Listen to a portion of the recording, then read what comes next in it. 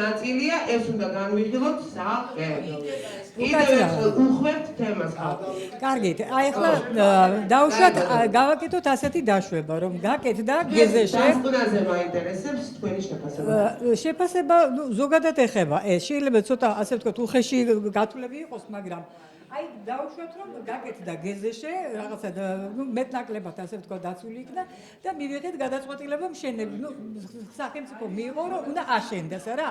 ეს იგი ვადა რაც არის 72 თვე, ხო ეს არის დაახლოებით 6 წელი. უბრალოდ ხო, 6 წელი, რომელიც შეიძლება ვერც დავუშვათ ჩაეტიოს გაგზავდეს 7 წელი. ამის მერე ხო უნდა შეივსოს ის, ხო? ეს იგი რამდენი და მერე ინვესტორმა რომელმაც ჩადო ეს თანხა, უნდა დაიწყოს იმ თანხის ამოღება და მოგებას უნდა ნახოს.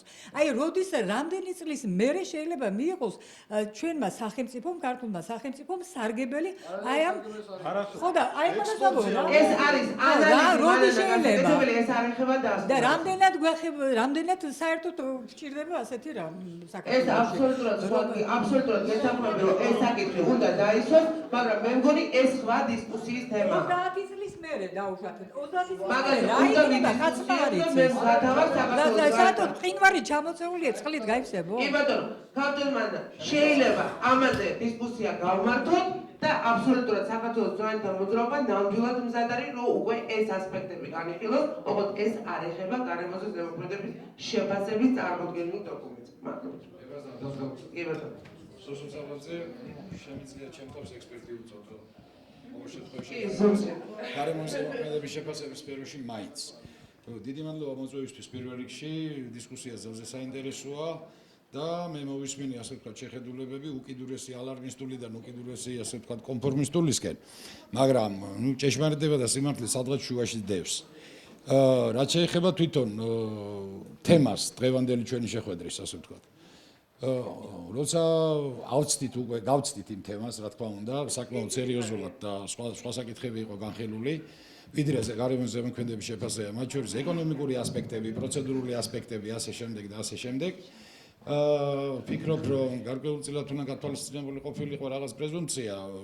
გავედით კიდევ ამ თემაზე, ასე ვთქვათ, ეთიკურ თემებზე შეუძლია თუ არა NGO-ს მიიღოს მონაწილეობა, ასე შემდეგ, არ ჩამოვყვები. რეგლამენტსაც არ გავწდები. ესე იგი, რაც შეეხება თვითონ პროცედურებს, უნდა გავითვალისწინოთ ერთი რამ, რომ ჩვენ არ უნდა მივცეთ თავს უფლება, ვთქვათ, იმაზე მეტის მოთხოვნის, ვიდრე შეგვიძლია. მეორე, საკმაოდ მწვავე კრიტიკა იყო მთავრობის და სამინისტროსი აბსოლუტურად მესმის. ეხლა ქალბატონი ნინო გამიგებს, იმიტომ რომ თავის დროზე მაგნავში იჯდა და თვითონ იყო მინისტრი, ასე ვთქვათ, აღმასრულებელი ხელისუფლების წარმომადგენელი. დიახ, მეც. და იყო ხოლმე საკმაოდ მწვავე კრიტიკა, იმიტომ რომ ჩვენ თავზეა გადავლილი პრაქტიკულად ბაქო სუბსის, ბაქო ჯეიხანის პროექტი, რომელიც ასევე საკმაოდ დიდ დისკუსიას იწვევდა და განსხვავებულ აზრებს, მაგრამ არის ერთი მომენტი. ამ კრიტიკის საგანი, დღევანდელი კრიტიკის საგანი, მე სამწუხაროდ იყო არა ის დასკვნა, რომელიც წარმოდგენილი იყო და რომელიც სხვათა შორის საკმაოდ სერიოზული კრიტიკის და ვთქვათ გარკვეული საგანია, დისკუსიის საგანი.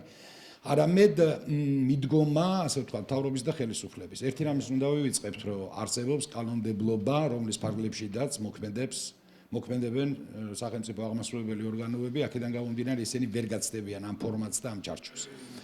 მეორე მომენტი, რაც შეეხება თვითონ პროექტს და წარმოდგენილ დოკუმენტს. მე არ ვიცი ახლა ვის აქვს წაკითხული ბოლომდე ეს დოკუმენტი, იმიტომ რომ დეტალებზე მე აღარ გადავალ, იმიტომ რომ მესმის რომ ძალიან ძნელი საკითხი იყო დოკუმენტი. მე მიჩვეული ვარ უბრალოდ ამ ტიპის დოკუმენტების კითხვას, იმიტომ რომ ასე თუ ისე 2800 პროექტია ჩემ ხელში გავლილი და დიაგონალზე ვკითხულობ. აქედან გამომდინარე მოვახერხე საკითხო. დიახ, ტოვებს ძალიან ბევრ შეკითხვებს. ტოვებს შეკითხვებს ფორმატის თვალსაზრისით, ტოვებს შეკითხვებს თქვათ ფონური ინფორმაციის გამოყენების თვალსაზრისით, რომელიც არსებობდა, ტოვებს შეკითხვებს თქვათ დამატებით კვლევების თვალსაზრისით. და აქედან გამომდინარე ალბათ უპრიანი იქნებოდა და კარგი იქნებოდა თუ თქვათ ამაზე გავაკეთებდით დღევანდელ შეხვედრაზე კონცენტრირებას, რაც გაკეთდა ის გაკეთდა, აღარ დავიწყებ ამის განხილვას. და ნებისმიერ შემთხვევაში თვითონ პროცესი რაც დღეს ხდება არის საკმაოდ პოზიტიური, იმიტომ რომ ხდება განხილვა, ხდება თქვათ რაღაც გარკვეული საზოგადოებრივი აზრის ჩამოყალიბება, რომელიც ალბათ გაიფილტრება ვთქვათ სადღაც შუაში დადგება, ანუ უკიდურესობებიდან სადღაც შუაში. ნებისმიერ შემთხვევაში ალბათ მიიღებენ მხედველობაში ვთქვათ სცენის წარმომადგენლების, რომ არის რაღაც დამატებითი კვლევები ჩასატარებელი და არ განვიხილეთ ჩვენ დღეს ეს საკითხი ინტეგრირებულად ტექნიკურ პროექტთან. ვერ უпростоრად სამწუხაროდ, იმიტომ რომ ტექნიკური პროექტი ჯერჯერობით არ არის ხელმისაწვდომი, ასე ვთქვათ, მთლიან ფორმატში. ყოველ შემთხვევაში მე ვერ მოვახერხე, ასე ვთქვათ, ამ პროექტის წაკითხვა, ალბათ საინტერესო იქნებოდა. იმიტომ რომ ეს გადაწყვეტილებებს, თქვა, თვითონ ტექნიკური პროექტი საკმაოდ შეცვლის გარემოს ზემოქმედების შეფასებაში მოყვანილ გადაწყვეტილებებსაც, შეხედულებებსაც და მიმართულებებსაც. შეიძლება ამას საერთოდ შეცვალოს ვექტორი. და ერთ რამეს შევახსენებ კიდე დამსწრეებს, რომ გარემოზე ზემოქმედების შეფასება არის ცოცხალი დოკუმენტი, ეს არის დინამიური დოკუმენტი, რომელიც იცვლება. შეიძლება დღიდან დღემდე შეიცვალოს. ანუ ეს არ არის სასრული დოკუმენტი. თუ კლასიკურ სქემას ავიღებთ გარემოს ზემოქმედების შეფასების, ეს არის თქვა, იდება რაღაც გარკვეული დასკვნელი მოსაზრებები, შემდეგ ხდება ამ მოსაზრებების ცვლილება, შემდეგ ხდება მონიტორინგი, შემდეგ ხდება მონიტორინგის შესაბამისად ცვლილება, ანუ სპირალზეა ეს დოკუმენტი და არ არის არც საწყისი და საბოლოო დოკუმენტი. აქედან გამომდინარე, ეს მინდა რომ გათვალისწინებული იქნას. დიახ. და ბოლოს ხო არ გავედი ძალიან რეგლამენტიდან. ცოტათი. კარგით, მაშინ შევწყვეტავ ახლა საუბარს და შევეცდები მე კიდე თქვა რეპლიკის დიდი მადლობა, მე მინდა გითხრათ, რომ მე მინდა გთხოვოთ გადაიცდით მიკროფონი. ზოცო. გადაიცდით. დიდი მადლობა, ნახტები 5 წუთით ჩავედიო და დიდი ბოდიშის მოხდით, მოგესალმებით ყველას, დიდი მადლობა კავშირის წარმომადგენლები მყავდა და თითოეულ თქვენთაგანს, იმიტომ რომ ძალიან ღირებული დისკუსია მიდის და არ არის აი როგორც ბრძანა ახლა ხელის გადაგრეხვის მომენტი, ანუ რა ვარც იქნა, მე მგონი ცოტა კულტურისკენ მივდივართ, იმიტომ რომ წინასწლები გახსოვთ თქვენ. ეხლა მე განსხვავებულ სფეროს შევეხები და ნუ გაგიგვირდებათ, მე ვარ მოქმედი ენერგეტიკოსი, საზოგადოების თავმჯდომარე ვარ, მეცნიერებათა აკადემიაში აგერ ბატონი ემილი და სხვა საპატივცემულო მეცნიერები გვესწრებიან, სადაც ყოველ კვირა მიდის ამაზე დისკუსია, იქ არის მთიანეთის პრობლემების შემსწავლელი კომისია, ნებისმიერ თქვენ შეგიძლიათ მოგბრძანდეთ, 4 შაბათი დღე არის და იმის გამოცდილებას მოგახსენებთ. პირველი რაც უნდა ვთქვა, დიდი მადლობა თქვენ ამის ორგანიზებისათვის და იმ შენიშვნებისათვის, რომელიც აქ იყო, მაგრამ ვიტყვი რომ არასაკმარისია. თუ რატომ ეს სიღრმეებში დღეს ვერ შევალთ, მე შევალთ და როცა გნებავთ ნებისმიერ დროს მე მზად ვარ. მაგრამ ეს იყო კარგი საქმე, დასაწყისი კარგია, გაგრძელება უნდა. მეორე დიდი მადლობა თითოეულ არასამთავრობოს და აქ დამწრეს რომ უკვე აქტიურობას აქვს აზრი. თქვენ გახსოვთ რომ შევარდნაძის პერიოდში, სააკაშვილის პერიოდში, თუმცა დღესაც იქ ვართ, აზრი არ ქონდა ჩვენ აქტიურობას. ეხლა აზრი აქვს და ეს ნუ ჩათვლით იმას რომ ეს არის დღედაკარგული ან წყალში გადაღება. არა. ოღონდ საღი აზროვნება უნდა წავიდეს. რა მაქვს ხედველობაში? პირველი თუ ეს ახალი მთავრობა არის და მიგვაჩნია რომ მან ხალხს უნდა მოусმინოს, მაშინ პირველ დონეზე უნდა გაკეთდეს კანონი ენერგეტიკის შესახებ, რომელიც არის დღეს ის არის შესაძლებელი. ბაზრის წესები, რომელიც არეგულირებს სამშენებლობებს, არის შესაძლებელი. რა გვაქვს ხედველობაში? საქართველო მისი მეცნიერული კორპუსი იყო მსოფლიოში ერთ-ერთი მოწინავე თავისი აზროვნებით. ინჟინერ-ტექნიკური პერსონალი იყო საქართველოში მაღალი დონე. დაკარგულია, მხოლოდ ინდივიდებია დარჩენილი. აღსადგენია ინსტიტუტები. მეორე, საკუთრების ფორმა უნდა იქნას განსაზღვრული. დღეს კონსტიტუციის მესამე მუხლით 51% აქციების უნდა იყოს სახელმწიფო საკუთრებაში. თუ შეცვლიან ამ კანონს, კი ბატონო, მივესალმებით, მაგრამ ნებისმიერი მცდელობა, მათ შორის დღევანდელი აი ავტორის, ვინც ეს გააკეთა, არის უკანონო. ანუ მას ელოდება სასამართლო. ეხლა პრაქტიკა როგორია? ვიღაცა ჩინოვნიკი, რაიმე ჯგუფი, ნახავს ფულის მეპატრონეს საზღვარგარეთ, ჩამოყავს, მოურიგდებიან მინისტრს ან მოადგილეებს, გაყავთ ეს, მისცემენ რაღაცა მემორანდუმს, იწყებს ის ფინანსების დახარჯვას, მერე რეკლამირება მიდიოდა ამაზე და ბოლოს არაფერი არ რჩება. 18 სადგურია დღეს დაწყებული ამ ბოლო 17 წლის განმავლობაში, არც ერთი არ არის დამთავრებული. ხადორ ჰესი ჩვენ არ დაგვიწყია და გააკეთეს ჩინელებმა და ის ბევრი არაფერია 18 მეგავატია. შემდეგი საკითხი, ყველაზე მთავარი. თქვათ აშენდა მცირე, საშუალო და დიდი, ჯერ ამაზე კამათი არ შეიძლება. არსებობს ნორმა მეცნიერული, დიდი უნდა გაკეთეს, პატარა უნდა გაკეთეს თუ საშუალო.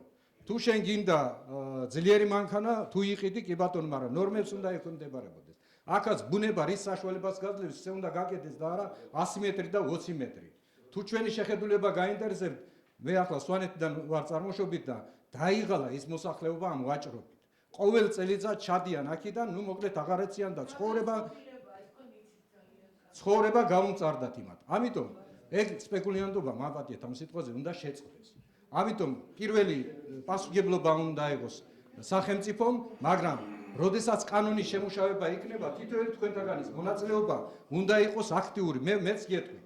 თქვენ უნდა იყოს თითოეული თქვენთაგანი და მე ამ მომავალ კვირას გვექნება სამთავრობო შეხვედრა ჩვენ ორგანიზაციას მეცნიერებათა აკადემიასთან ერთად თუ მექნება შესაძლებლობა თქვენი მისამართები მინდა რომ მოგიწვიოთ რომ ეს იყოს ანაზღაურებადი თითოეული თქვენი დღე რომ ეს იყოს ქმედუნარიანი ამის საფუძველზე ჩვენ მივაღწევთ შედეგს ეხლა მთავარი თქვენ არ გითხრია აქ გვესწრება ქალბატონი ნანა კაკაბაძე აგერ არის ქალბატონი ია რომელსაც დიდი მადლობა ამის ორგანიზებისათვის რომელსაც იციან ძალიან კარგად რომ ის ყველაზე ღირებული რაც სვანეთში და სწორად თქვა აგერ ბატონმა ზარქვა ეს მარტო ერთი სადგური კი არ არის საქართველოში გვაქვს 4-5 ჩემპიონი მდინარე ეს არის ენგური ეს არის რიონი ეს არის ცანისწყალი და ეს არის კოდორი როგორ გამოვიყენებთ ეგ არის ზუსტად ჩვენი გონებრივი შესაძლებლობის კულტურა მაგრამ თუ ჩვენ არ მივაქცევთ ერთ ყველაზე მეტ ღირებულებას ეს არის სულიერი და კულტურული მემკვიდრეობა სვანეთში არსებობს საგანძური რომელიც არის მსოფლიო მნიშვნელობის არა მარტო ქართველების და სვანების საკუთრებაა არა რომელიმე კუთხის არამედ არის მსოფლიო ღირებულების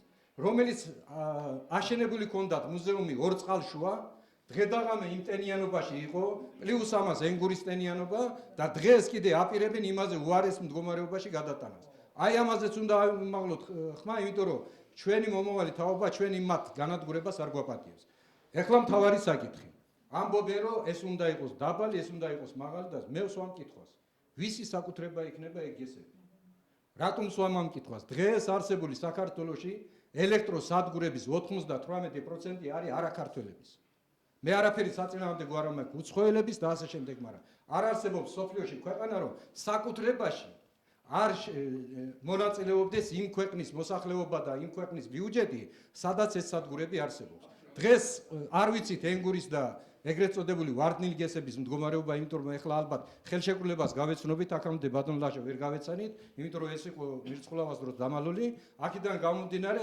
გავიგებთ ვისი საკუთრებაა მაგრამ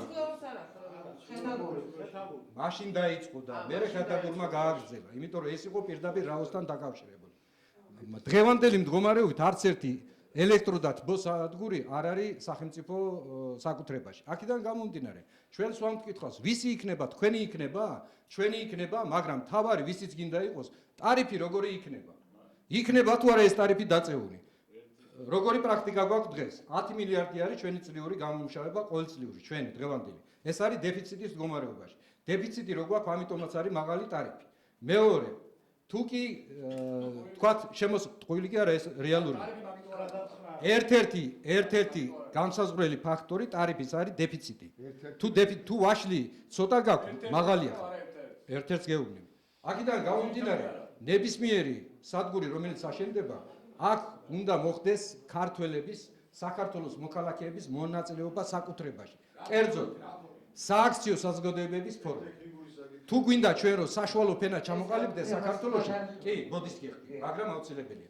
თუ გინდათ რომ საშუალო ფენა ჩამოყალიბდეს და არ იყოს მარტო დიდრები და ღარიბები, აი მაშინ ჩვენ უნდა ვიზრუნოთ იმაზე, რომ ეს რესურსი, რომელიც საქართველოში არის ერთ-ერთი ყველაზე დიდი რესურსი ბიუჯეტისათვის, შეუძლია წელიწადში 1 მილიარდი დოლარის შემოსავლის შეტანა. იმ შემთხვევაში თუ კი ჩვენ ამას გამოვიყენებთ, მაგრამ თუ ეს გავიდა საზღვარგარეთ ისე რომ მხოლოდ და მხოლოდ ტრანზიტის ფული, რომელიც არის 1 თეთრი და თქვათ 7 მეათედი, ეგ ჩვენ მოგებას არ მოგწევთ. აი ამ ძირითად საკითხებზე გვექნება ყოველთვის დისკუსია, მოგიწვევთ თქვენ ყოველთვის, თქვენ თუ ჩაატარებთ მოგვიწვიეთ, ჩვენ მზად ვართ, ჩვენ ყველა დონის სპეციალისტი გვყავს.